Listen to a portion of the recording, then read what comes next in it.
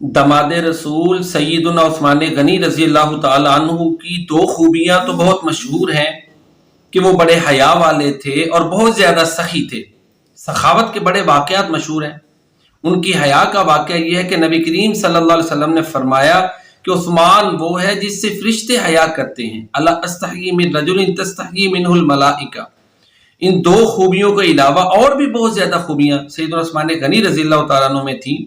رات کو جب اٹھتے ہیں نا تو اپنے خادم کو یا کسی اور کو نہ بیدار کرتے، خود ہی اپنے کام کرتے اور کہتے کہ رات ان کے آرام کرنے کے لیے ہے، دوسروں کے آرام کا خیال رکھتے تھے۔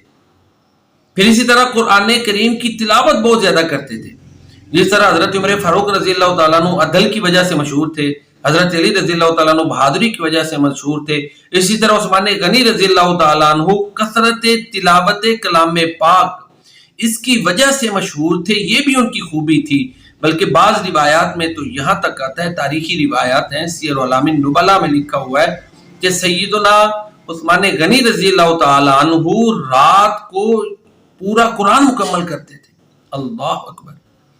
تو قرآن کریم کے ساتھ ان کا خاص شغف تھا، کثرت سے قرآن کریم کی تلاوت کرتے تھے۔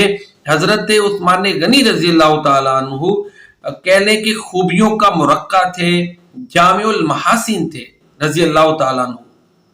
اور پھر نبی کریم صلی اللہ علیہ وسلم نے یہ وہ ہستی ہیں کہ جن کی شہادت کی خبر دے دی تھی۔ ایک دفعہ نبی کریم صلی اللہ علیہ وسلم احد پہاڑ پہ چڑھے، سیدنا انس رضی اللہ تعالیٰ عنہ بیان کرتے ہیں پیارے نبی کریم صلی اللہ علیہ وسلم کے ساتھ ابو بکر تھے، عمر تھے اور عثمان تھے۔ فرجف الجبل، پہاڑ کانپنا شروع ہو گیا تو نبی کریم صلی اللہ علیہ وسلم نے فرمایا اثبت احد فانما علیک نبی و صدیق و شہیدان، اے احد ٹھہر جا، تیرے اوپر ایک نبی، ایک صدیق اور دو شہید ہیں۔ کہ وہ بہت زیادہ دوسروں کا خیال رکھنے والے تھے، قرآن کریم کی کثرت سے تلاوت کیا کرتے تھے۔ خود حضرت عثمان غنی رضی اللہ تعالیٰ عنہ بیان کرتے ہیں کہ میں ان لوگوں میں ہوں جو ابتدا میں مسلمان ہوئے۔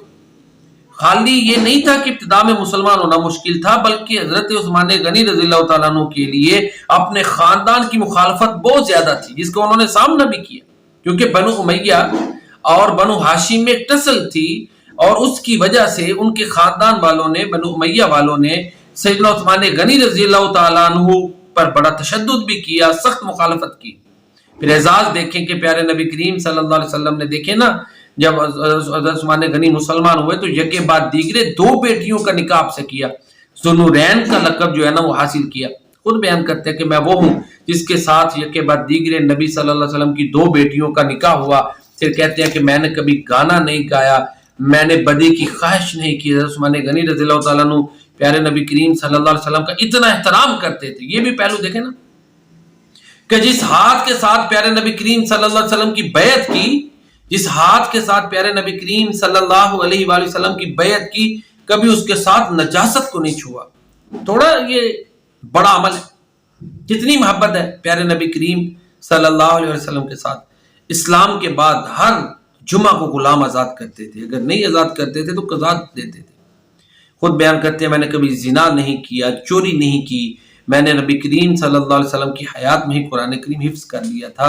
یہ عثمان رضی اللہ تعالیٰ عنہ جو خلفائے راشدین میں سے ہیں، جو ذوالنورین، جن کی عقد میں اللہ کے نبی کی دو بیٹیاں یک کے بعد دیگرے آئیں، جو حیا کا پیکر تھے، جو سخاوت کا پیکر تھے، جو دوسروں کے احساسات اور آرام اور دوسروں کے حقوق کا خیال رکھنے والے تھے، پیارے نبی کریم صلی اللہ علیہ وسلم کا حد سے زیادہ ہر چیز سے بڑھ کر احترام کرنے والے تھے، یہ عثمان رضی اللہ تعالیٰ عنہ ہیں۔ اللہ تعالیٰ ہمیں ان خلفائے راشدین کی تعلیمات کو پڑھنے، اپنانے اور ان کی تعلیمات پر عمل کرنے کی توفیق عطا فرمائے۔ وما علینا الا البلاغ المبین۔